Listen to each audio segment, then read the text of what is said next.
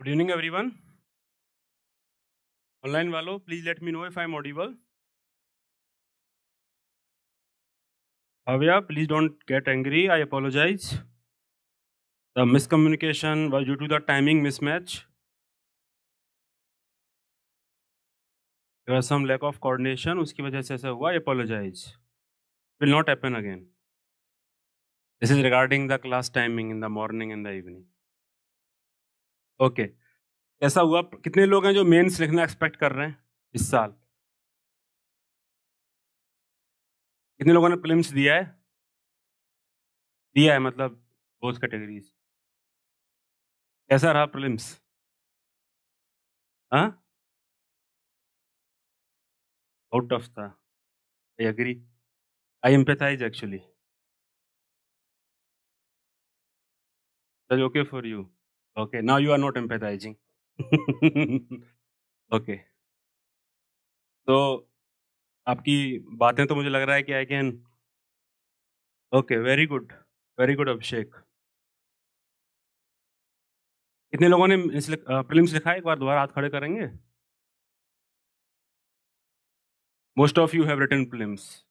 That's very good. आप लोग सोच रहे होंगे सर आपका क्या है, आपको तो बस ज्ञान देना है.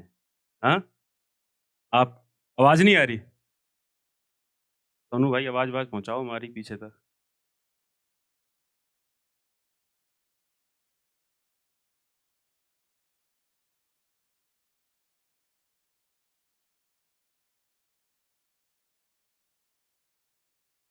आ रही है आवाज?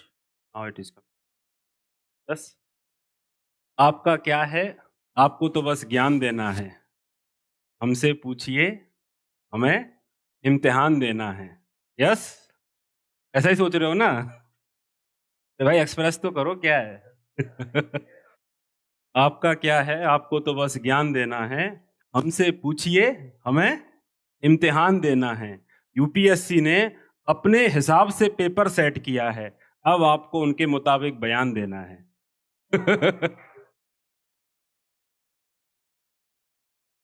बयानबाजी होती रहेगी, but what is important is the acknowledgement of the fact objectively that this was perhaps the toughest prelims that I can see in the last decade of the UPSC prelims history, accompanied by more lethal CSAT. So I expect a drop in the cutoff. बाकी जैसा इन्होंने कहा इनको कोई दिक्कत नहीं हुई. ऐसे लोग कितने हैं उस पर भी फर्क पड़ेगा. कितने लोग दिक्कत हुई नहीं हुई. ओके. तो कैसा रहने वाला है session?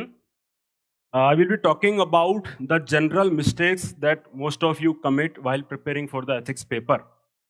This is important because many of you might not join the course, but I'm very sure most of you will learn the right approach how to study ethics. So that is why I've included that part first, and I will be talking about that in a very detailed manner कि किस तरह की mistakes हमको ethics में नहीं करनी चाहिए. मेरी expectation आपसे यह है कि आप उनको implement करेंगे, है ना? Knowledge is not same as wisdom. Yes, have you heard of it? Knowledge is not same as wisdom. What is the difference? Yes, wisdom is doing it. ठीक है, मोस्ट ऑफ अस नो कि tobacco से cancer होता है, वो बड़े बड़े photo भी देखने को मिलते हैं, but still we have it, right? Knowledge is not same as wisdom. We have the knowledge that tobacco causes cancer, but then emotional intelligence kicks इन.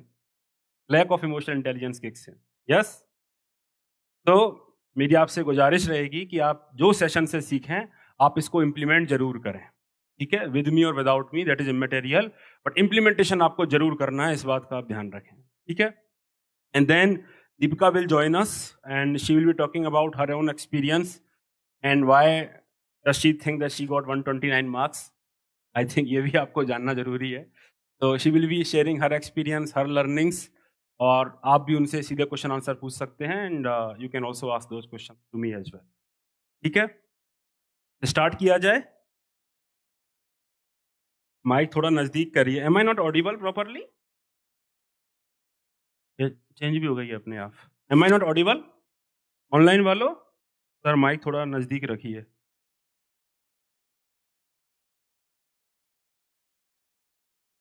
ठीक है, स्टार्ट करते हैं।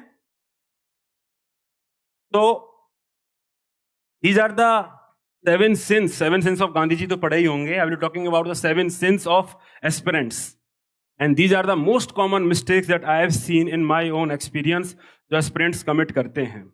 ठीक है, नोट्स तो आप सबके कंप्लीट ही होंगे, I am very sure, because this is what I get to hear every time an aspirant comes to me कि सर नोट्स मेरा हो गया है, अब मुझे बताइए क्या करना है। Notes completion is not the criteria. अभी जिस मार्केट में आप बैठे हैं वहां 100 रुपए में नोट्स मिलता है एथिक्स का, 500 रुपए में शायद पूरा मेंस का मिल जाएगा। Notes completion is not the criteria, criteria is something else. Yes, तो let us see what are those mistakes that most of you commit, and let us make a promise to ourselves that we will not commit those mistakes. ठीक है, इस बात का हम ध्यान रखेंगे। First and foremost is that whenever you attempt a question paper in ethics paper, you misses the context. This is the type of question that UPSC asks regularly. Yes or no? क्या मतलब खाना खा के नहीं आए हो क्या? क्या चक्कर है? हाँ? टेलीग्राम से कितने लोग जुड़े हो मुझसे? टेलीग्राम से उस पर मैंने एक पोस्ट किया था ना, एक आपको याद होगा, है ना, तेरी आंखों से लगता है तुम्हें मोहब्बत है हमसे, और दिल की तसल्ली को इजहार भी हो जाए। इजहार भी जरूरी है। आई एम नॉट अंतर्यामी, I can not see and peep through your heart. आपको समझ में आ रहा है कि नहीं आ रहा? तो इजहार करते रहा करो। समझ में आ रहा है? तो आपको भी कोई इजहार नहीं करेगा, है ना, कर्मा। तो these are the type of question that UPSC ask. Most of you think that they are very easy questions. They are very scoring also. Yes, क्योंकि बहुत सारे वैल्यू यूपीएससी आपसे पूछती है। आई थिंक 4 से 5 पूछ लेती है 10 मार्कर में। देन इट आस्क कि इनका क्या रिलेवेंस है। And what do? You write definition and an example. Yes, your maverick, definition and example, है ना। My dear friend, definition example केवल एक पार्ट है इस क्वेश्चन का। When you are asked about the relevance of a particular value, every value has a specific context. Let me tell you that. Every value has a specific context. Let's talk about integrity here. Let's talk about integrity. I will give you 2 examples. One example is, आप रात में जा रहे हैं, ठीक है, traffic, and there is a police constable who is there on the traffic light, and you stop at the signal when it is red. Yes or no? That is case number 1. The case number 2 is that again you are going at night, there is traffic light, there is red light, but there is no traffic constable, still you stop. Which is the better example of integrity? Why second one is a better example of integrity? Because no one is watching you. So the barometer of integrity is that you are following your own ethical and moral principles in which you believe even when no one is watching. So whenever you are writing the definition of integrity, whenever you are writing the relevance of integrity, you must highlight the context that why this perspective is necessary in the context of civil services, because there are lot many instances when actually no one watches you. There are instances of discretion. No one watches का मतलब है कि delayed accountability and all sort of things. I think उतना context आपको clear होगा. Because there are lots of discretion that is at your disposal. जब आपके disposal पे इतना सारा discretion है, then it is your integrity that will comes into the picture. And आप integrity का जब example देते हैं, तो you think that every right thing an individual do is an example of integrity. आपने अखबार में कोई भी एग्जाम्पल पिक कर रखा है, आप उसको इंटीग्रिटी के आगे लिख देंगे, and you believe this a very good example of integrity. And I just showed you कि which of the 2 example was a better example of integrity. Have you heard of the anecdote regarding doctor Manmohan Singh when he was finance minister? Have you heard of it? Yes, my YouTube video से देखा था। So when Dr. Manmohan Singh was the finance minister in 1991, his efforts led to the devaluation of the rupee. Yes or no? That we all know. And he had his own dollar savings. उनके पास खुद के कुछ dollar थे. And because of that, of course, it appreciated. Prelims? Yes or no? So when the rupee depreciated, his own dollar savings appreciated vis-a-vis the rupee. He deposited those extra gains in the Prime Minister Relief Fund. Now, why this is a better example of integrity? Yes, because no one asked Dr. Manmohan Singh to deposit those extra gains in the Prime Minister Relief Fund. Similarly, when we talk about Ramayana, I believe Covid को 3 साल हो गया है, but Ramayan सबने revise किया होगा. Yes और no? Yes. Money heist देखा था सर मैंने रामायण नहीं देखा, और अब असुर देख रहा हूं. यस. क्या 16 जून को क्या आएगा? रामायण फिर से आ रही है. अब मत देखना पर नहीं तो गड़बड़ हो जाएगा. Okay, so when we talk about Ramayan we know about the Bharat. Bharat के बारे में सुना है. Bharat was promised the throne by his father. In the Gurukul, जिसमें यह माना जाता था प्राण जाए पर वचन ना जाए, रघुकुल रीत सदा चले आई, प्राण जाए पर वचन ना जाए. ऐसे परिवार में he was promised the throne by his father to his mother Kaikai. So he was in a way the legal entitlement. He had the legal entitlement to the throne. Yes. But उन्होंने क्या किया? He decided to serve the Ayodhya as a trustee of Lord Ram, as his representative, not as a ruler. Now, why this is a good example of integrity? Again, no one asked Bharat. No one asked Bharat to do that. We have seen how power corrupts. Power लेने के लिए लोग क्या क्या नहीं कर देते, महाभारत बन जाती है. यस. यस और नो? है ना, सरकारें बदल जाती हैं बीच में. यस और नो?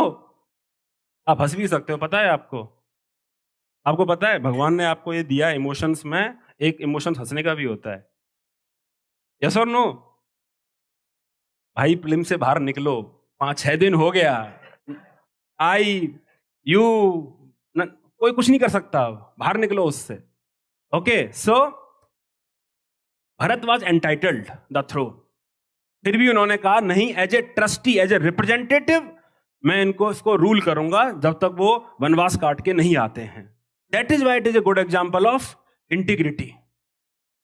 तो जब इंटीग्रिटी की आप कोई भी डेफिनेशन लिखें, कोई भी रेलेवेंस, तो अगर डेफिनेशन की हम बात करेंगे, you will be talking about integrity when no one is watching. That context is very much important. और ये कॉन्टेक्स्ट सिविल सर्विसेज में क्यों इंपॉर्टेंट है?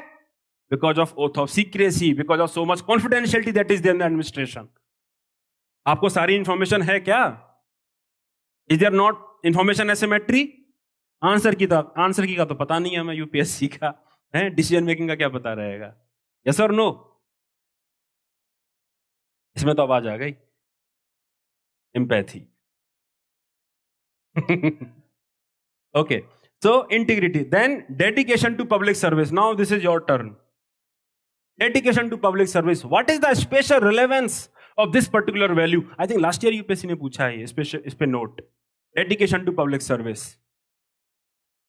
Now when we talk about the definition, the keywords are important in the definition. Here the keyword is passionate commitment. Passionate commitment. Now you tell me the relevance. What is the relevance of dedication to public service? How many of you have seen Family Man?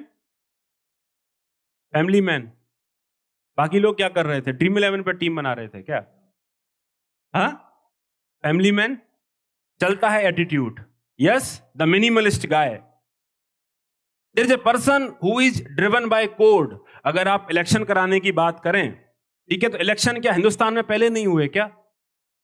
आजादी के बाद तो हर साल election, हर 5 साल में election हुआ है. different states में elections हुए हैं. Yes or no? Then why Supreme Court remarks that whenever we talk about the history of election commission, we can divide the history of election commission in post-TN session and pre-TN session phase. Such was the massive impact of TN session. This shows dedication to public service, going beyond doing the minimum duty. And I think all of you can very much relate to this, doing the minimum duty, because you do. Yes or no? You do that. 8 घंटे पढ़ लिया, अब syllabus target वारगेट कुछ है, मेरा हो गया कोटा पूरा. Yes or no? Doing the minimum duty. So when it comes to government service, since government service bureaucracy is permanent in nature, अभी तक तो है, Yes, since bureaucracy is permanent in nature, dedication to public service is important. Because then only your perseverance will be tested. Ashok Khemka has been transferred more than 50 times in his entire career. Don't you think it requires dedication to public service to be steadfast on one's own principles? क्या dedication check नहीं होता है क्या? क्या fire brigade के जो लोग होते हैं जो आग बुझाने जाते हैं, क्या उनको रिस्क नहीं होता है क्या आग का? क्या उनके बीवी बच्चे नहीं है क्या? क्या उनके बीवी बच्चे नहीं है? क्या उन बीवी बच्चों को प्यार नहीं करते? फिर भी वो आग बुझाने जाते हैं. Why? Dedication to public service. That is dedication to public service for you. Yes और no? Yes.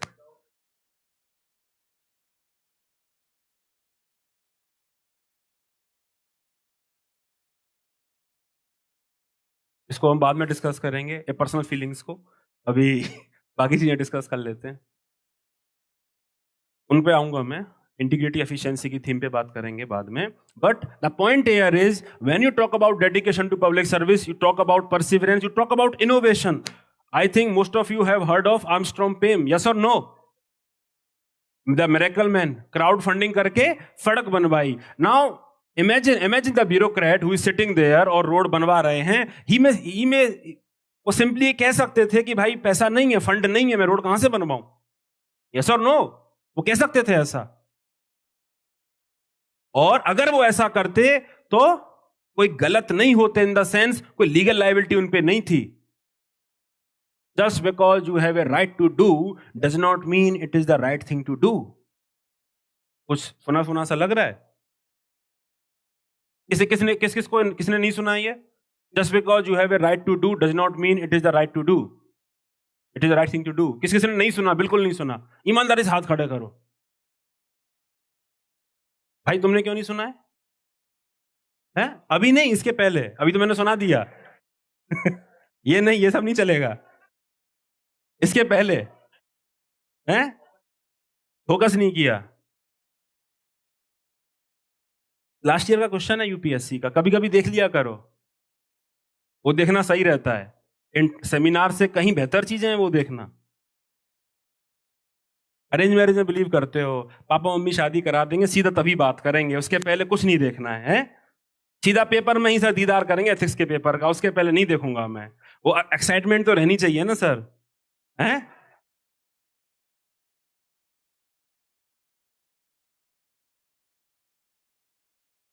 So, dedication to public service. So, even though it might have been legally right for him to do not do anything, and maybe cite the lack of funds in his file note when the lack of roads was causing lots of problem to the citizenry, but then he took the initiative.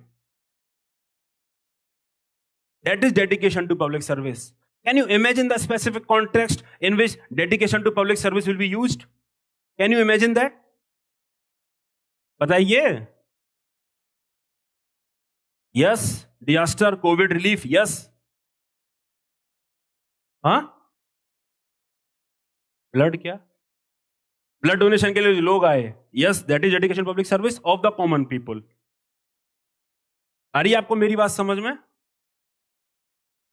तो जहां कहीं भी minimum duty के beyond जाके कोई काम करता है, that is the good example of dedication to public service. आप बोल दो कि सुबह 9 बजे जा रहे हैं, 4 बजे आ जा रहे हैं, नॉर्मल. रेगुलेटिव एडमिनिस्ट्रेशन का नाम सुना है किसी ने? रेगुलेटिव एडमिनिस्ट्रेशन क्या होता है? Regulative administration. Regulative administration. colonial administration was regulative administration only.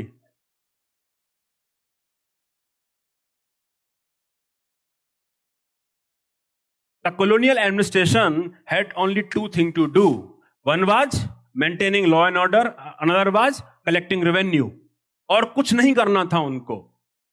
And if the bureaucracy adopt that approach only कि हमको खाली regulate करना है, we will not be taking developmental activities because developmental activities requires lots of proactive efforts on your part. That is where dedication to public service will come into the picture. You talk about tolerance. What is the first point that will come to your mind when I ask you why tolerance is important in the context of civil services? apart from bearing the political executive? Hmm? That's very good. Diversity.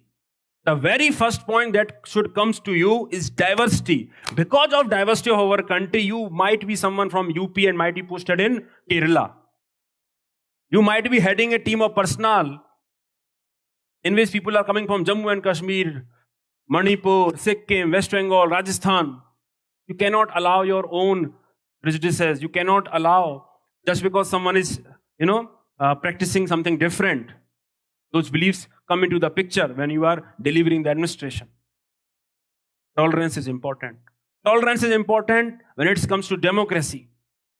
Tolerance is important because you will be facing lots of criticism at your face. More than you might imagine. Yes or no? Tolerance will come into the picture. All I'm saying is, whenever you are talking about a specific value, there is a specific context behind that value. Identify that context. Do not write generic examples.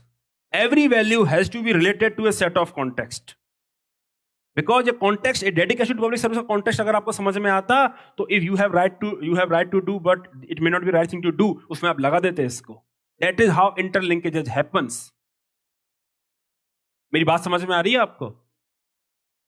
कौन सा वाला? Right to do वाला. ऐसे ही किया भाई, जैसे Armstrong पे में उनके पास फंड्स नहीं थे, रोड नहीं थी, तो वो कह सकते थे ना भाई पैसा नहीं है मैं क्या करूं, बट उन्होंने क्राउड सोर्सिंग करी, innovation. That show dedication public service. Although it was legally right to do. वो छोड़ सकते थे, वो नहीं है पैसा तो नहीं है, कोई फोर्स थोड़ा कर देगा उनके ऊपर. क्राउड सोर्सिंग क्यों नहीं कर रहे हो? Innovation require dedication public service. No one can actually force you to innovate. You know that. Yes? No one has actually forced anyone to innovate. No one can force you to study also. Yes? So, you must identify the right context whenever you are writing definition and example with respect to the keywords. Similarly, when it comes to quotation-based question, this theme has been repeated so many times. I think few days back someone was showing me his answer और इसी पे line पे था वो question. I don't remember. A man is but the product of his thoughts. What he thinks, he becomes. We think we are entering Lavasana and we will enter Lavasana. Yes? No, it does not apply to that. Does it? You never know. It does. So when it comes to this quotation, problem कहाँ आता है? Problem यहाँ आता है because when we look at the quotation, we do not link it. We do not link it with the syllabus that we have had, syllabus that we have studied. क्योंकि हमारे दिमाग में जो सिलेबस की picture है वो क्या है? Definition and examples. Definition examples से ये कंसेप्चुअल क्लैरिटी कभी नहीं आएगी कि इस पर्टिकुलर क्वेश्चन में how many of you can think it is about the cognitive aspect of attitude formation. How many of you have studied the cab model of attitude formation? Yes और no? In the CAB model, the C stands for cognition, so belief system. मैं believe करता हूं कि women are not at par with men. If I believe in something, then I will be prejudiced towards women, and my attitude will be patriarchal in nature. So what I think, I am slowly having that attitude, and when my attitude is reflected in my behavior, then the virtue approach will kick in. Aristotle. Virtues are result of nothing but habitual actions. What you do on a regular basis. If I start reflecting my own prejudice attitude or the patriarchal attitude in my daily life behavior, then I will be a patriarch. My character will become just that. So, just by looking at the quotation, you must be able to link with a syllabus. And that cannot happen if you do not have conceptual clarity. Take it from me. That will not happen. इसमें भी आप अपने मन से कुछ लिख के आओगे. मन की बात. The only मन की बात that is cared by UPSC of Prime Minister. Yes? आपकी हमारी मन की बात का कोई रिलेवेंस है नहीं खास. आपको लगता है? नहीं है. ये मान लो, जान लो. आ रही बात समझ में? फिर मुझे बोलना पड़ेगा क्या? इजहार करो भाई, समझ में आ रहा है कि नहीं आ रहा। वो अपुनिच भगवान का डायलॉग मैंने नहीं दिया था, मुझे बिल्कुल समझ में नहीं आता कि आपके हार्ट में क्या चल रहा है, आपको बताना पड़ेगा। यस और no? So when you look at the quotation, you must be able to link it with the syllabus and the concepts that you have learned, and then you must apply them when you are writing the answer. That answer will always be better than the person who are merely quoting examples, examples, examples, and much more examples. Writing examples make the answer descriptive and boring. That is the same mistake most of you are doing in the philosophical essays as well. More on that later. Judge your success by what you had to give up in order to get it. Last year का question है मेरे ख्याल से. Judge your success by what you had to give up in order to get it. किसकी बात हो रही है? किसकी बात हो रही है? ऐसे करके ऐसे मैं पूछ लूंगा, बताओ. हाँ जी, आप बताओ, बोल रहे. सेक्रीफाइस की बात हो रही है. और बाकी लोग भी पार्टिसिपेट करो. जबान भी है आपके पास, पता है. मुस्कुराहट के अलावा भगवान ने जबान भी दी है बोलने के लिए. बोलो. मैं खड़ा करूं ऐसे. Emotional intelligence. जज योर सक्सेस और right to give up in order to get it. और can't you identify the mean and relationship in this particular quotation? This is talking about the mean and relationship simply. What are the means that you have adopted to get those ends? Your ends, कितना उनका worth है, will depend upon the means. If you are sacrificing your character to get success, like Harshad Mehta, if you are sacrificing the organization principles that you must follow, like trusteeship, the corporate governance principle, like Volkswagen, then that success is not worthy. If you are sacrificing your own mental health, your own physical health, then again that success is not worthy. If you are sacrificing your family. On the other hand, you must sacrifice your vices. Reason without sacrifice is a sin. Gandhi ji के sin याद तो करो भाई. कैसे लिखोगे otherwise? खाली गांधी जी के sin जब यूपीएससी पूछेगा तभी लिखोगे क्या? वो क्यों होता है पता है? क्योंकि हमने रटे हैं वो 7 sin. हमने उनको सोचा नहीं है कभी भी कि मैं इनको कॉर्पोरेट गवर्नेंस में भी लिख सकता हूं. केस स्टडी आ जाए, business without morality is a sin. मैं इनको सेक्शन ए के आंसर्स में भी लिख सकता हूं. हमने समझा तो है नहीं, हमने रटे. जब पूछेगा तो बताएंगे, अदरवाइज अपने पास रखेंगे. क्या पता 7 के 8 हो जाए अगले साल तक. हैं? So you talk about the people who have got the success in the religious field without sacrificing of their vices. Famous Babas, all of you know. That success is not worthy. Again, you talk about the success of people who have sacrificed their patents. The corporate giants who are sacrificing their excessive profits, like Tata. Their success is worthy. They are great examples of corporate citizenship. These keywords must come in your answers. So when we look at the quotation based question, it actually checks you thoroughly. Similar thing UPSC is doing in the essay paper as well. आपने modern history पढ़ी होगी तो आपने सुना होगा कि जब British उस समय रिक्रूट करते थे सिविल सर्वेंट को, तो philosophy used to be a major component. And that was primarily because they want you to think on the spot. 7 since तो आप पढ़ के आ जाओगे, बट अप्लाई करने की बात आएगी, then it will require some thinking on your part. मेरी बात समझ में आ रही है? Yes? Then this is another important mistake that you do, that you collect lots of examples. बस एग्जाम्पल इकट्ठे करने हैं, एग्जाम्पल बैंक बनना है. Your answer cannot just be the collection of examples, my dear friends. Just as your essay cannot be the collection of your examples again, even though in the pastel approach. If you look at this question, fools multiply when wise men are silent. He has given lots of examples: rise of Hitler, Mussolini, apartheid, Sati, British, all such people he has written. There are no argument as such. The question comes, what does the following quotation means to you? एक किसी की और की copy मैंने देखी थी, मुझे याद नहीं आ रहा है। उन्होंने का कोटेशन का क्वेश्चन पूछा हुआ था, उन्होंने 5 से 6 लोगों के वो लिखे हुए थे कि गांधी जी ने ये कहा, नेहरू ने ये कहा, फलान ने ये कहा। You are insulting the UPSC examiner. Imagine yourself that you are sitting in a UPSC interview और वो आपसे आपका ओपिनियन पूछते हैं, let's say on the fake news, let's say on the fake encounter, और आप चालू हो जाते हैं, उस चीफ जस्टिस ने ये कहा, उस जजमेंट में ये कहा। How bad it will sound. They are actually asking your own opinion and you are giving them borrowed wisdom just to sound intellectuals. तो चश्मा पहन के दिखा नहीं सकते ना वहां पे चश्मा और दाढ़ी लगा के। Yes,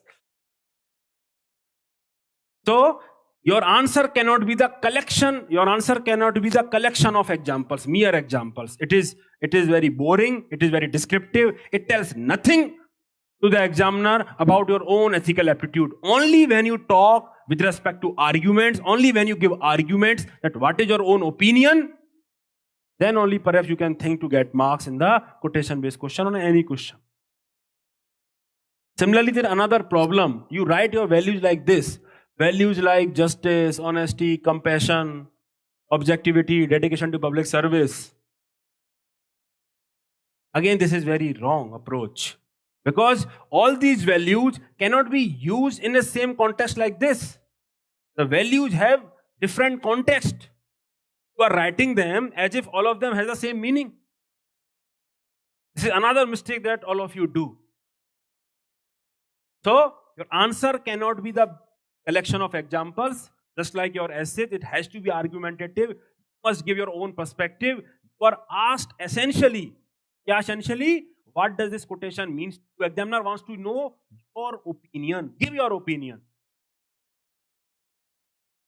Take the help of great people in terms of substantiation. But at least your argument should be your own. आ रही मेरी बात समझ में? इजहार क्या? इजहार कराए? अरे यहां करना था भाई।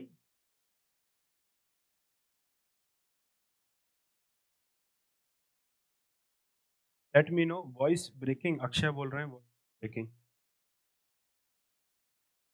माई voice is not properly audible. My wife also say the same.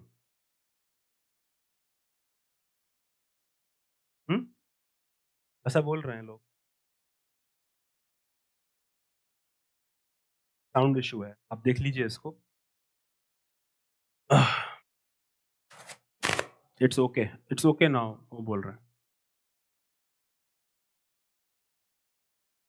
बता इसके बाद बताएंगे। Then because I need to give time to Deepika also to speak. ठीक है, ओके। देख रहे हो ना विनोद, यूपीएससी हर साल आपसे पूछता है ये, हर साल आपसे कहता है देख रहे हो ना विनोद, और हमको नहीं देखना होता है, हम अगले साल ही देखेंगे। अब इस साल देखा, फिर अगले साल। I would like you to go through all these questions. Please go through all these questions. Just read. And this is my claim. All of these questions has come from a single topic in your ethics syllabus. I would like you to tell me the name of that syllabus. Don't say paper 4. Just go through these questions. This is the slide of, in fact, my last year. Last year का slide है ये। मैं इसके पहले यहीं तक include करता था, यूपीएससी ने लास्ट ईयर फिर एक question, now I have included. I would like you to go through all the question.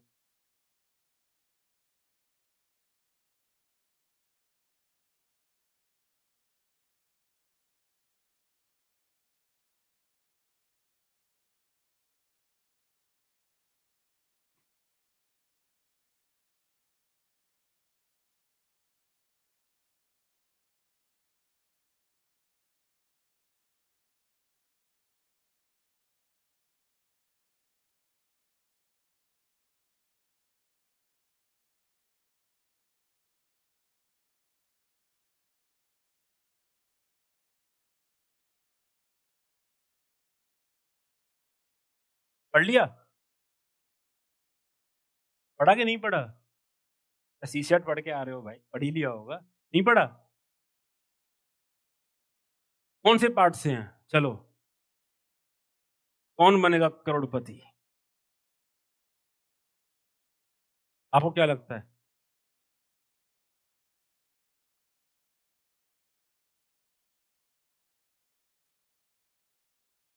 आप बताओ, मेंस कौन-कौन लिख रहा है? एक्सपेक्टेडली लिख रहा है मतलब। तो आप बताइए, कौन से पार्ट से है ये? कौन सीक्वेंस है? प्रोबेबिलिटी। और कुछ रह गया? Emotion intelligence? एक-एक करके पूरा सिलेबस बोल देते हैं ना। Okay. So this particular question comes from consequences of ethics. Because when you study consequence of ethics, you study consequences for whom? Consequences for individuals, consequences for institutions, both private and public institutions. Consequences for society, consequences for global society in general. When you talk about consequences, by consequences we mean what happens if we follow ethics and what happens if we don't follow ethics. Now, in that understanding, the light of that understanding, let's go through this. देखते हैं question को. Explain how ethics contribute to social and human well-being.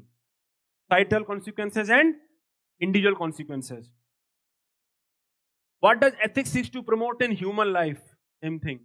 Why is it more important in public administration? That is, aspect I talked about two things, public and private institutions. Now it has been asked, public institutions. Yes or no? The next year, CSR makes companies more profitable and sustainable. Again, the context of private institution this time. CSR is nothing but ethics only? Yes or no? What good will happen when you follow ethics when it comes to private organization? What good will happen when you follow ethics in public administration? Why you should follow ethics in public administration? First question. Without commonly shared and widely entrenched moral value, that is nothing but ethics. Neither the law, nor democratic government, nor even the market economy will function properly. क्या बात हो रही है? Private sector को भी काम करने के लिए it is important that ethical principles are followed. Will there be level playing field if the people are not fixed? A particular institution is getting the tender just because of the proximity to the ruling party. Will there be level playing field? Will the market function efficiently? ये नहीं करेगा ना. If suppose market economy becomes excessively profit oriented and it corners all the profits it can from its functioning, बोलते हैं ना top 1% of the people are holding percent of the wealth. Why do you think there were repeated recessions after industrial revolution? You know that after 10-15 years the repeated recessions, because by siphoning off all the profits by the owners, there was left little with the masses. Where will the demand for your goods come from? खरीदेगा कौन आपके इन massive products को जो आप बना रहे हैं? How will market economy function without demand? And we saw the correctionary measures that was taken in after great economic depressions. Yes, market economy will not function without level playing field, without ethical principles being followed. Yes or no? Now you look at this year's question. It is believed ethics in human action would ensure a smooth functioning of an organization.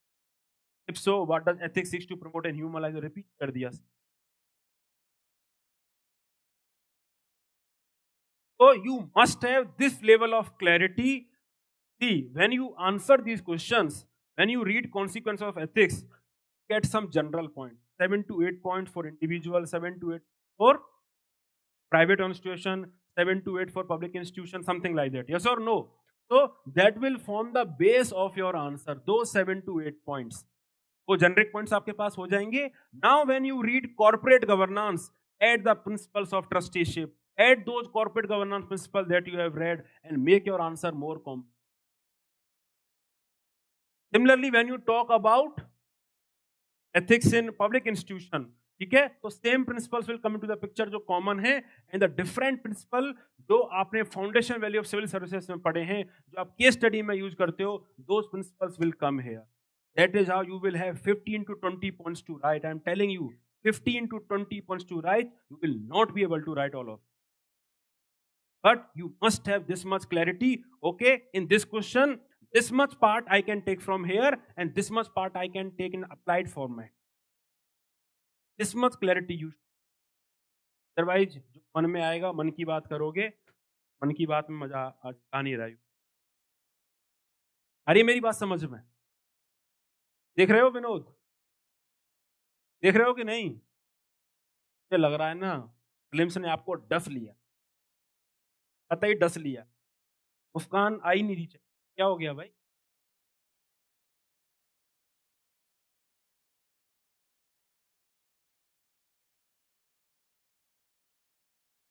क्या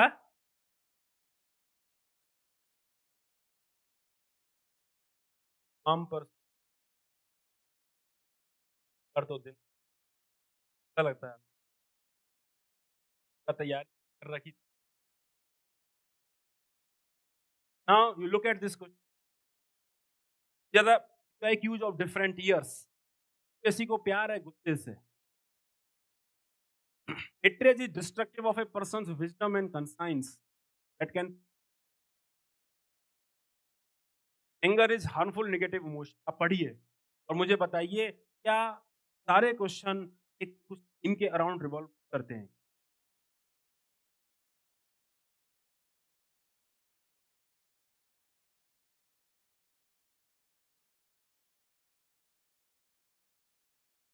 और no,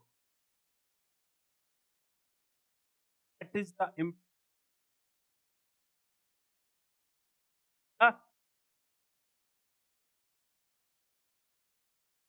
क्यों ऐसे ही नहीं कि बस चालू कर दिया.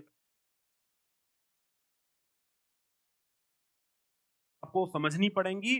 जब आप पढ़ें तो आपको समझ में आना चाहिए कि ये सारे कॉन्सेप्ट मैं इसमें लगा सकता हूँ. हेट्रेड की बात आ रही है, बात करूंगा.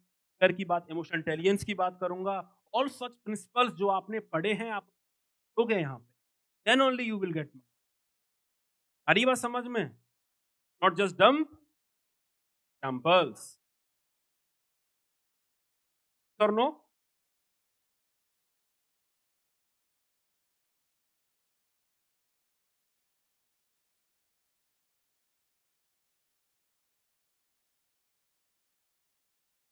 अच्छा,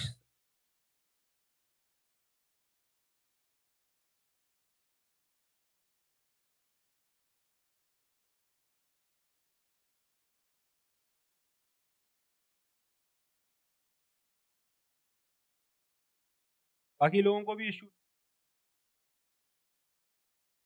प्लीज लेट मी नो. बाकी लोग.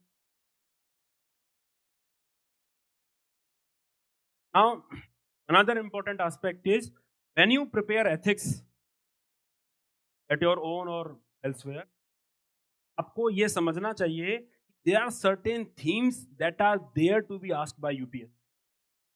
लास्ट ईयर जो 13 क्वेश्चन आए आपके सेक्शन ए में, out of those 7 to 8 themes were directly from what I had discussed.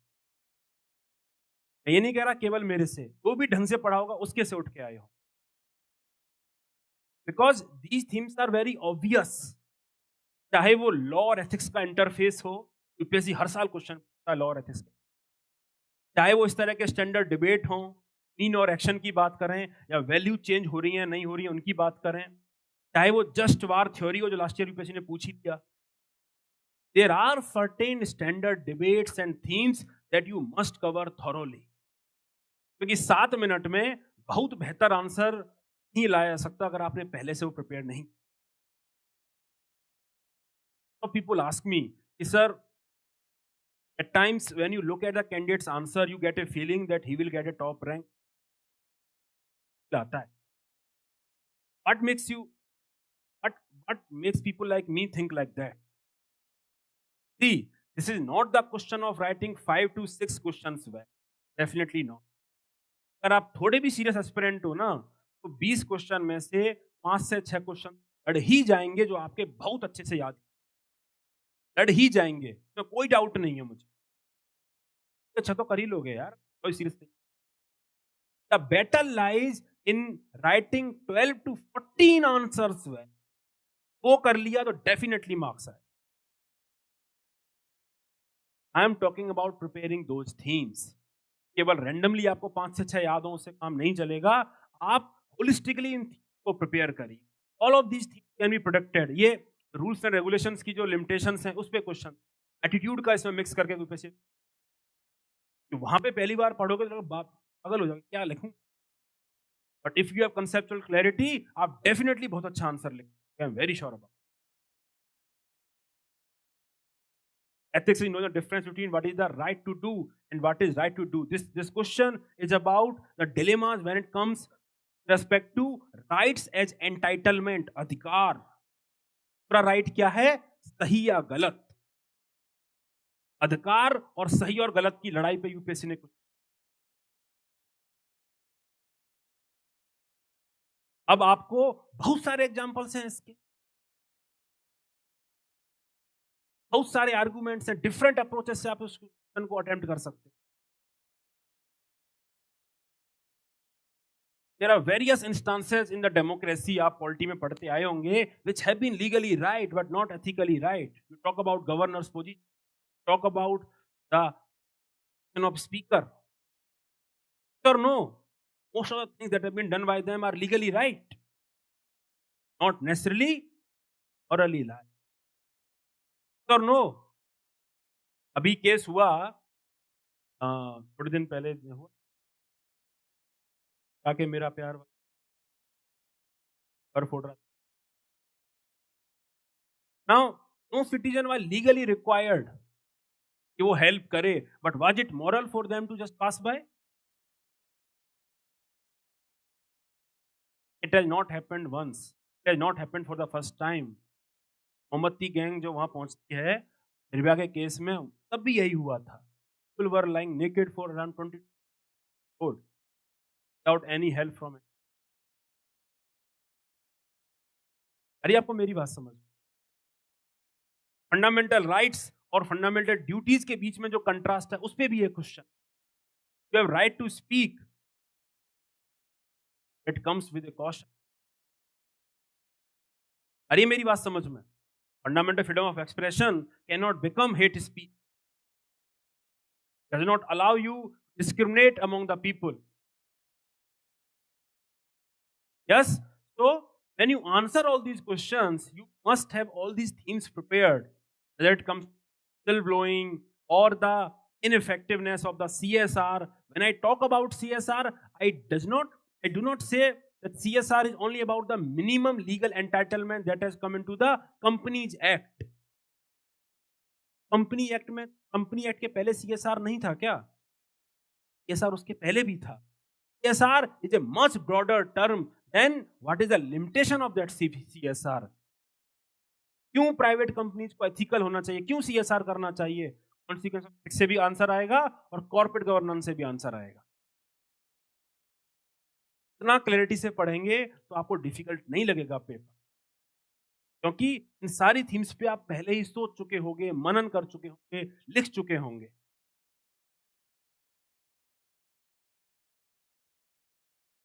Let's talk about the case studies now. Let's talk about the case studies now. Most of you, mostly all of you attempt the case studies as if they are same. चाहे private sector की case study पूछ लो, चाहे public sector की case study पूछ लो, आपकी जो core values निकल के आती हैं वो सेम ही होती हैं। कौन सी होती हैं? एक्टिविटी। ट्राई किया आपने एक लाइन? यस और नो? क्या दोनों का कॉन्टेक्स्ट सेम है? क्या पब्लिक इंस्टीट्यूशंस का और प्राइवेट इंस्टीट्यूशन का कॉन्टेक्स्ट सेम है? अगर सेम है तो यूपीएससी ने क्यों दिया है आपके सिलेबस में एथिकल डिलेमा? ये टॉपिक है कि नहीं आपके सिलेबस में? UPSC wants you to differentiate. So when you solve a case study in the context of public sector, there are certain keywords like oath of secrecy that you can use, which you can't use when you are solving the case study in the context of private sector. Similarly, when you are solving case study with respect to private sector, you cannot use certain corporate governance principles that may be used in the context of public institute. You can justifiably say that this particular option has standard demerit because it will not let company to survive, because the primary objective of private institution is profit making. You need to ensure your survival. UPSC asked this case study,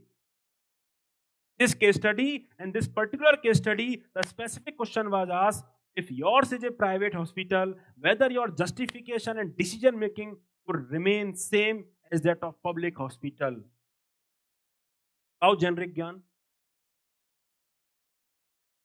Justification will now include a question survival, the very principles on the foundation of which private institution. Otherwise, आपका discussion अधूरा है और इस question को आप justify कर ही नहीं पाओगे अगर आपने डिफरेंशिएट नहीं करा. यूपीएससी ने पूछ ही लिया आपसे. So when you solve your case study, you must identify whether it relates to government sector, whether it relates to private sector, or whether it relates to NGOs. Because in NGOs, the voluntary formation, the autonomous functioning is very important. How NGOs are different than private sector? Because they are not for profit. And how they are different from the public sector? Because of their autonomous nature. They are not the extensions of government departments. There cannot be any sense of control over them. That is why they are called non-governmental organizations. There was a question in 2015 and it was asked how we can balance the regulation as well as the efficient functioning of NGOs. While solving that particular case study, you must highlight that aspect that autonomous functioning is very much required when it comes. All I am saying is different context have different contextual values and your thorough understanding must reflect that when you are solving the case. आपको ऐसे पकड़ लेगा किसी. अरे मेरी बात समझ में?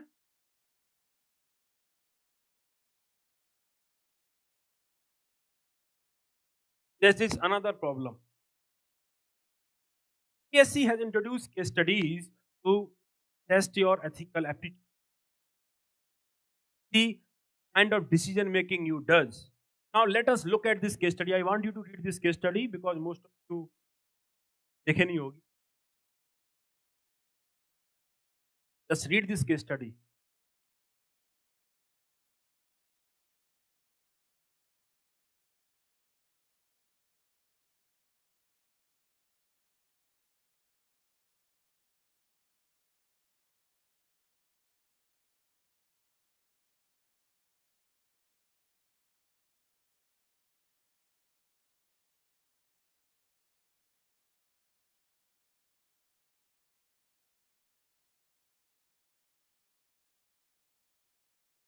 What is the inference that can be about this? Have you read it? पढ़ लिया? So when I see the answer to this question in which you have been asked to frame the task of drafting a compensation cum rehabilitation policy, all I see in your answers are the various benefits that you will accord to the people. And EIA, of course, EIA, SI. What would be the rate like? Training. Policy देखिए किसी ने कभी कोई भी policy document देखा है किसी ने देखा है कभी भी पॉलिसी डॉक्यूमेंट गवर्नमेंट का? Government policy is much more than the narrow measures that we can. So when you are asked question like this, you must display to the examiner that you are thinking like an administrator administrator, and when you see the various policies of the government, various acts of the government, you will realize the government policy is much more comprehensive in nature.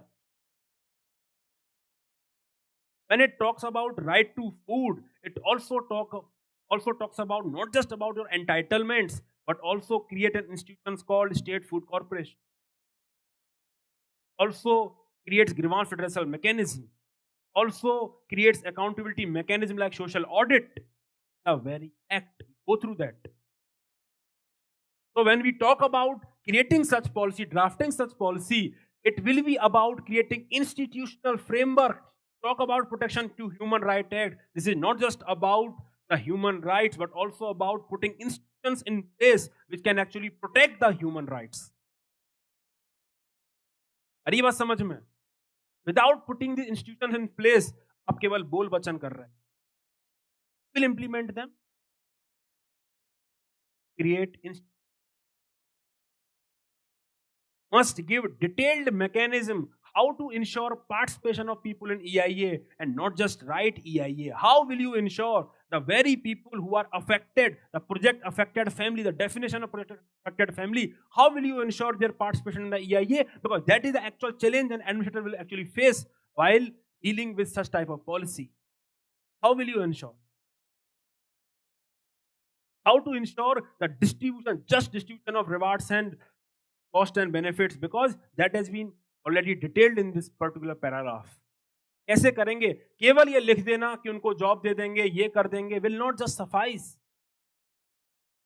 आपको बताना है what are the mechanisms you have created in your policy that will ensure that. What will be the grievance redressal mechanism? Just because you have a right, just because you have two choices does not mean. Yes? Just because you have a right does not mean it is actually. Yes? There must be the grievance redressal mechanism in place. Talk about RTI. Talk about RTI. RTI कोई value है if there will not be any time limits. Time limits on the information दिन में देनी है. फिर appellate mechanism है कि आप अपील कर सकते हैं. External appellate mechanism. कोई वैल्यू रहेगी आरटीआई की? फंडामेंटल राइट्स की कोई वैल्यू रहेगी अगर कोर्ट उनको एनफोर्स नहीं कराएंगे तो? बताइए. So whenever you are drafting such policy, you must create grievance redressal mechanism as well as monitoring mechanism. There can be various other aspects that can be put to this policy. All I am saying is your answer has to be a bit detailed. Must not be a knee-jerk reaction and just ये बस अपनी empathy, compassion, mother Teresa वाला रूप दिखाना है, खूब सारे benefit में लेके आ जाऊंगा, उससे कुछ नहीं होगा. Must think like an actor. पर you are attempting. अरे बात समझ में? You may go through the policy, you will get the answer. Government किसी पॉलिसी को आप उठा के देखना, you will get the.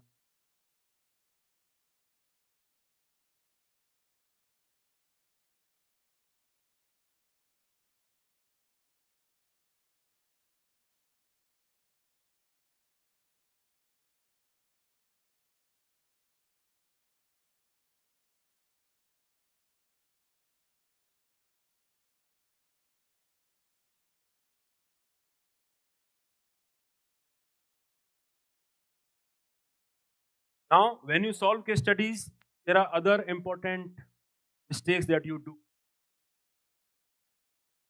You are able to get to the mistake. कितने लोग करते हैं वो एक्चुअली? ईमानदारी से हाथ खड़े करो, ईमानदारी से. बाकी लोगों ने अटेम्प्ट ही नहीं किया केस स्टडी की, वो महापुरुष नहीं. बोलो भाई.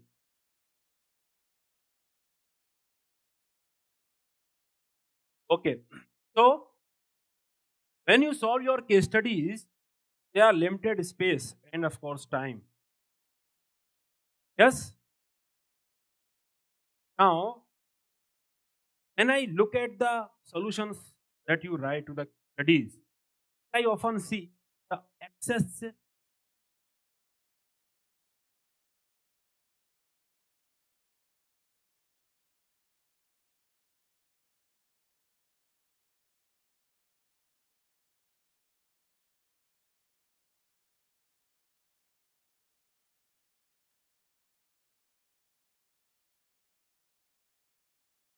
So I see excessive focus on the merits and demerits. आपके जो 4 पेज होते हैं, उसमें आप इतना फोकस करते हो मेरिट डिमेरिट पे, पूरा एग्जामिन करके ही आ जाओगे। मेरिट डिमेरिट होती क्या है? तेरे मस्त मस्त 2 नैन, मेरे दिल का ले गए चैन, मेरिट।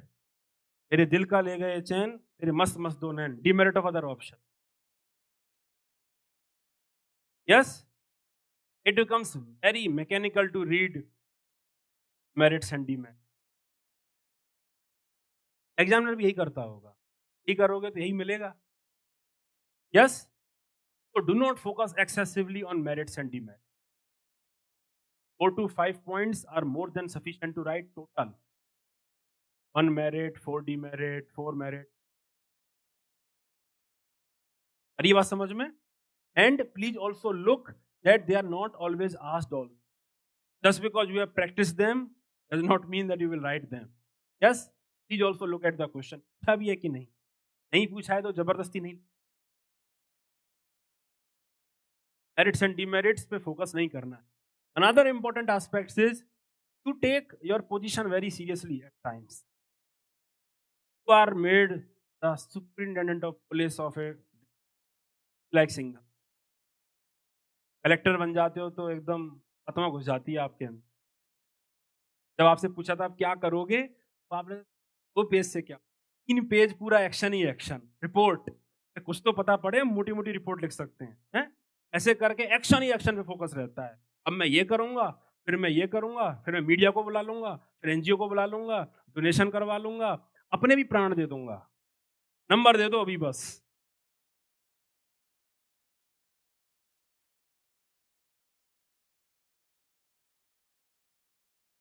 एक्शन बस they carry very little weight. More focus on your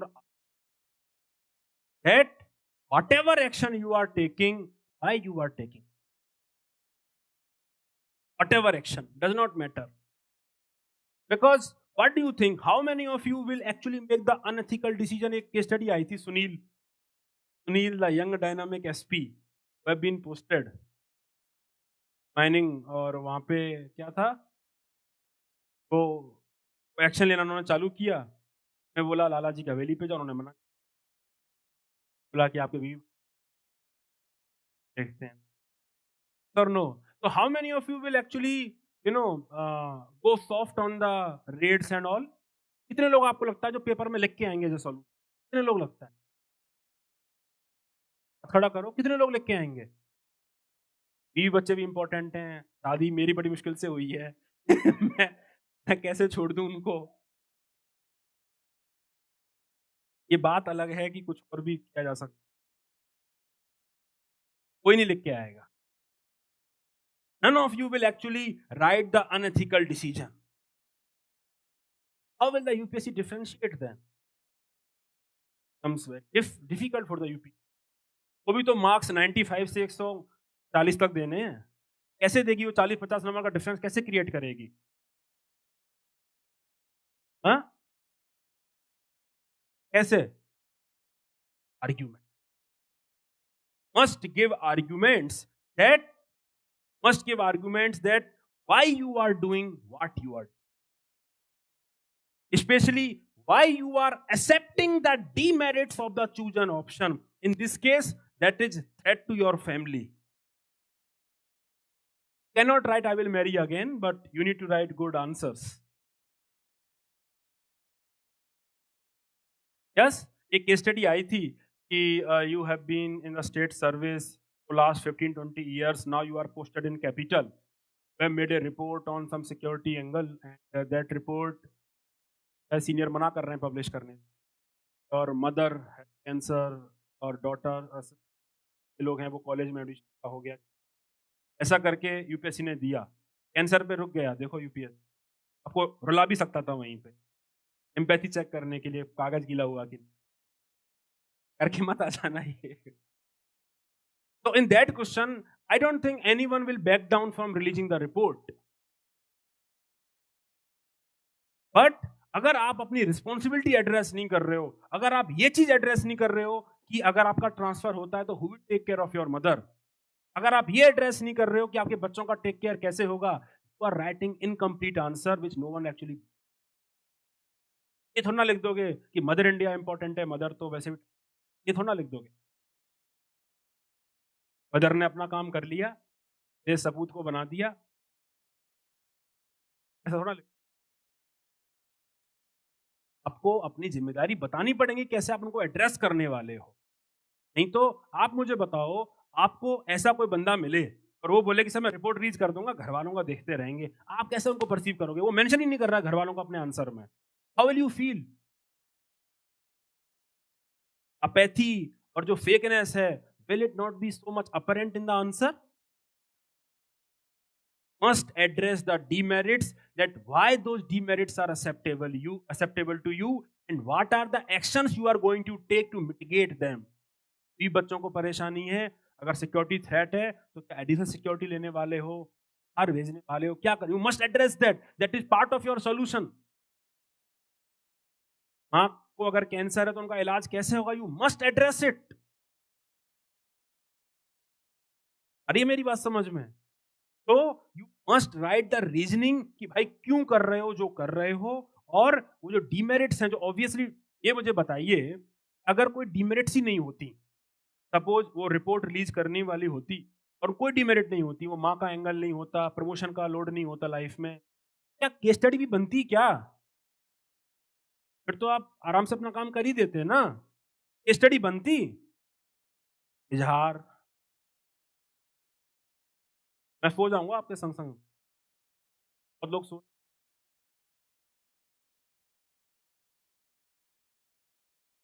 case study नहीं बनती। केस स्टडी बनी इसीलिए रही है बिकॉज यूपीएससी हैज क्रिएटेड दो सर्कमस्टांसेस फॉर यू टू जज your ethical competence, judge how will you navigate through that dilemma that has been turned by your duty towards your country as well as your responsibility towards, must address that।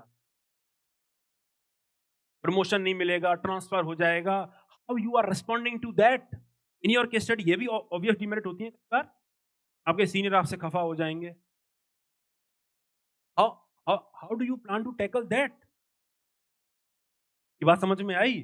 तो you must give argument, not just example. Don't be serious and write elaborative actions without justifying क्यों वो कर रहे हो। Yes, actions are important, but more important are, because when you read the justification, you actually get to know the ethical competence of the other person कि वो क्या argue। Got my point?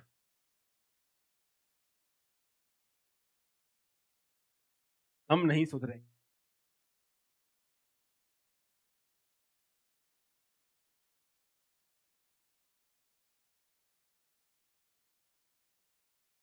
मुझे लग रहा है आप में से काफी लोग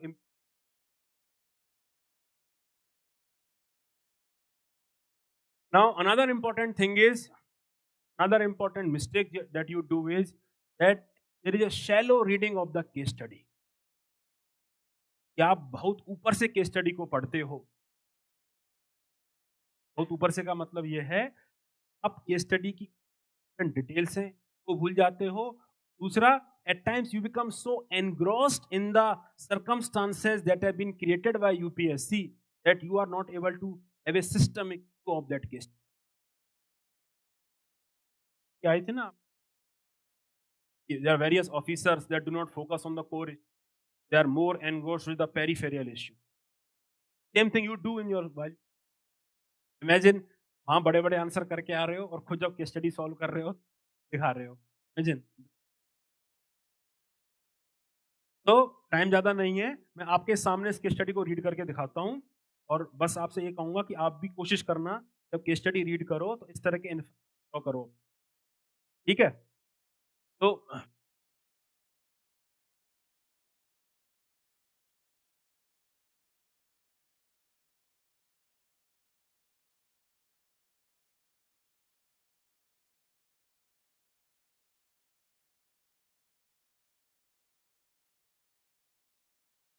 for working as an executive engineer, engineer का मतलब है professional ethics will come the picture.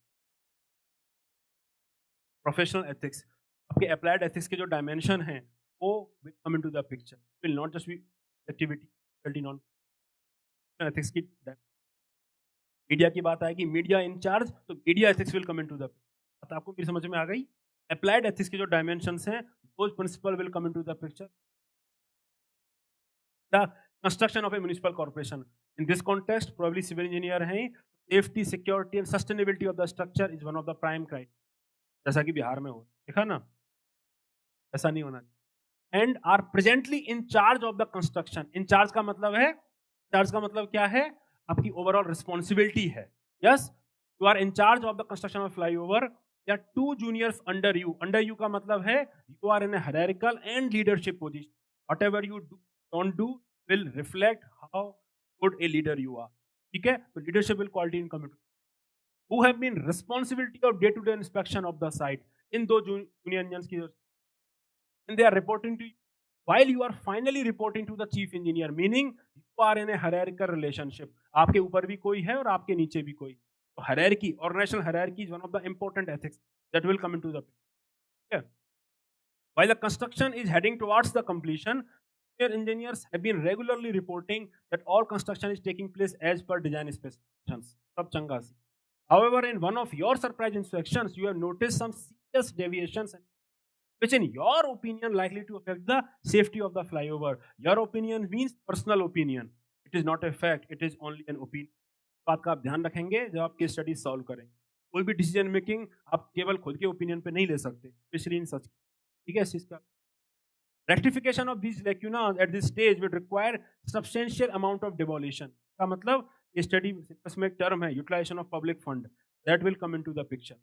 Pollution होगा तो पब्लिक फंड जो अभी तक चला गया तो लॉस हुआ कि नहीं हुआ, वो कीवर्ड आना चाहिए आपको। And rework which will cause a tangible loss to the contractor, contractor is another important stakeholder जो पिक्चर, जिनका आप ध्यान रखेंगे जब स्टडी सॉल्व।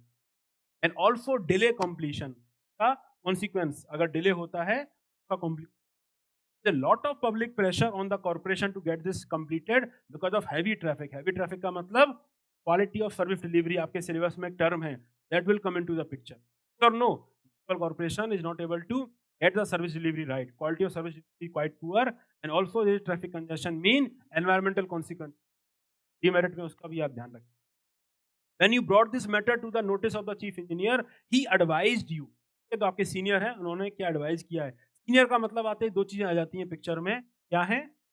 एक तो है hierarchy, hierarchy means has more experience to and perhaps the more expertise all. आप ध्यान रखोगे, किसी भी एडवाइस को आप करे से नहीं निकाल सकते, इसका आप ध्यान रखें। ठीक है, एक्सपीरियंस एंड एक्सपर्टीज का पॉइंट जरूर आना चाहिए आपको। That it is not a very serious lapse and may be ignored. Advice for further expediting the project for completion, however you are convinced. Convinced का मतलब क्या है? कन्विंस का मतलब क्या है? आपका conscience will come into the picture now because you are fully convinced. अगर आप किसी चीज के प्रति कन्विंस्ड हैं और वैसा आप नहीं करते हैं, don't you feel cognitive dissonance, don't you feel of conscience, yes और नो? तो कंसाइंस का पॉइंट जरूर आना चाहिए आपके आंसर में, तो साफ साफ लिखा हुआ है you are convinced should be a serious matter perfect कर। क्या सॉल्यूशन आप लिखेंगे इस केस में? क्या सॉल्यूशन लिखेंगे आप? तो टीम बना के इसको बोलो भाई, पार्टिसिपेट करो, फैक्ट चेक कर लोगे। और रेशमिया साहब आप बताइए। हाँ, आप ब्लू टोपी क्या करोगे? कर देंगे, ऑडिट करवाएंगे और एक्सपर्ट से पूछ। तो मोस्ट ऑफ योर सॉल्यूशंस, ठीक है, जब भी आप लिखें, थोड़ा टाइम की कमी है, your answer should not and here, what ever you, your answer must and with addressing the systemic issue कि हुआ ही क्यों था। क्योंकि अगर दो जूनियर इंजीनियर रेगुलेटरी रिपोर्ट कर रहे हैं, that means internal risk management systems are not working. Corruption का एक स्टडी आया हुआ है जिसमें रिस्क मैनेजमेंट सिस्टम पे बात करी। Risk management is a very important terms when it comes to organisation management.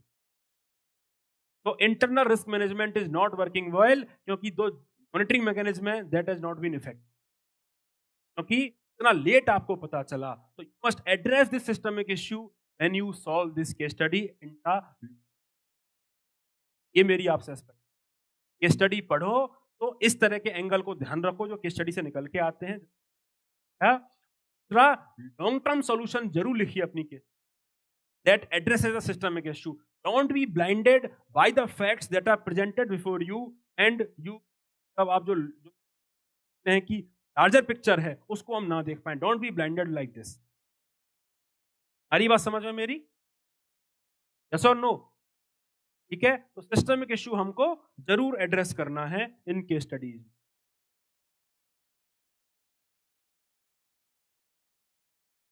And when it comes to suggestions, don't give suggestions which are mundane, which are not specific. बहुत सारी case studies में देखता हूं, I will strive for women empowerment. ऐसे your action has to be specific and actionable. Case study में लिख रहे हो आप, अब घर में ज्ञान नहीं दे रहे हो जो आपको मतलब पूछने वाला नहीं है दूसरा। whenever you write solutions need to be very specific, be as specific as you can be because they must be implementable. आ रही बात समझ में? बड़े बड़े वर्ड्स लिखना है ना, विल परसुएड विलेजर्स, ये तो बात है, कैसे करोगे? अगर चाइल्ड मैरिज बहुत ज्यादा हो रही हैं, विलेजर्स हैं, केस स्टडी आई थी ऐसी, अगर वो बच्चियों को नहीं भेज रहे हैं तो कैसे करोगे उनको परसुएड? यही तो क्वेश्चन है। विल परसुएड विलेजर्स, आओ कैसे? Be specific. आ रही है मेरी बात समझ में? सिस्टमिक इश्यू को मिस मत करो, अपना विजन प्रोजेक्ट करो। चाइल्ड लेवल की कोई केस स्टडी सॉल्व कर रहे हो, what ever issue that comes before solve that case study, can always highlight the larger picture. Longer vision है उसको आप हाईलाइट कर सकते हैं कि अगर चाइल्ड लेबर को एलिमिनेट करना है तो केवल एडमिनिस्ट्रेटर के काम नहीं चलेगा। We as a society should stop normalising child labour. Government को पॉवर्टी एलिवेशन पे काम करना चाहिए। All I am saying is bigger picture को हमेशा ध्यान में रखना है, अपना विजन हमेशा दिखाना है जब कंक्लूड। हरी बात समझ में?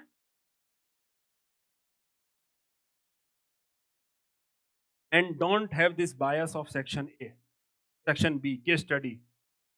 केस स्टडी में तो हमारी एबिलिटी लिख ही लेगा तो हमको अपॉइंटमेंट लेटर दे देगा। भाई हम तुम्ही को देख रहे थे, ऐसा नहीं होता है। अगर आपने मेरे टेलीग्राम को फॉलो किया है तो आपको पता है कृष्ण चंद्र की स्टोरी। लास्ट ईयर 2 कैंडिडेट्स थे जिनके बारे में very sure they would win top 50। One was Krishna Chandra Gupta, other was Priya Saini. YouTube पे बोल रहा हूँ लाइव। बस आप पूछना अभी तो मैं बार बार बोल रहा था यू विल विन टॉप 50, बार बार बोलता। For the simple fact he was writing very consistent. केवल एक बार पेपर अच्छा नहीं करते थे, बार बार अच्छा कर, तो रिकमेंडेशंस दिए जा रहे थे, उनको इंप्लीमेंट कर रहे थे। इंप्लीमेंट करना बहुत बड़ी बात है। इंप्लीमेंट करके दिखा रहे थे तो वो इंप्रूव हो गया। Was very sure. रैंक आई उनकी कुछ 142, अंडर 50 नहीं आए। मार्क्स आए, एसए में ही गॉट 144 मार्क्स जो एक्सपेक्टेड थे, एथिक्स में he got only 95। I was in Gurgaon at that point of time जब मार्कशीट आई, मेरे साथी थे। मैंने उनसे वहीं पूछा कि भाई कुछ अलग कर दिए थे क्या वहां पे जाके? तो what did you do differently? Because I was expecting at least 130 marks for you in this. बाकी लोगों क्या? He said sir I gave 1 hour only to section A. I scolded him. तो मेरे स्टूडेंटन को पता है मैं कर देता हूँ, लिटरली स्कोल्डेड हिम। वो भी मेरे एथिक्स के स्टूडेंट रहे हैं पहले। इसी मेरे सेशन में आप देखना, मैं बार बार बोलता हूं सेक्शन ए को भी उतनी ही इंपॉर्टेंस दो। यार इतनी बड़ी बड़ी केस स्टडी आ रही है, 5-5 क्वेश्चन है, 5-5 क्वेश्चन में आपसे पूछूं क्या आर्गुमेंट है वो सेम ही होंगे आपके सबके, और वही लिखने में टाइम खत्म हो जाएगा। और सेक्शन ए में हालत खराब हो जाती है अच्छे आंसर लिखने में, because most people do not have conceptual clarity. All I can see is definition and example only. Competition ही नहीं है वहां पे। वहां पे इतना भी अच्छा करोगे इतना बड़ा दिखेगा एग्जामिनर को। He did that mistake.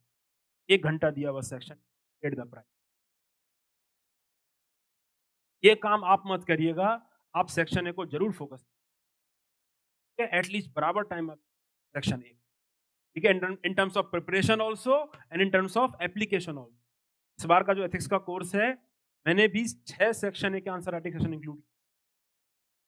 आप लोग ये नालायकपंथी शुरू हो जाती है हिसाब से करते, फिर नंबर नहीं आएगा, फिर आप नहीं करोगे तो मैं करवाऊंगा आपको।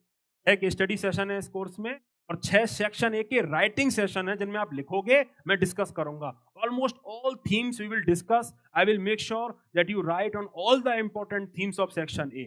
13 में से at least again 7 to 9 themes in the paper जो आपकी लिखी हुई आ जाए। Will ensure this. और of course your observations have to be mind का खुला रखना है। ये तभी होता है जब क्लैरिटी आपको आ रखी हो ना। ये कहानी अगर सुनी हो, this is the example of fortitude. You क्या है फोर्टिट्यूड, समझते हो? Courage in adversity, fortitude is the example of.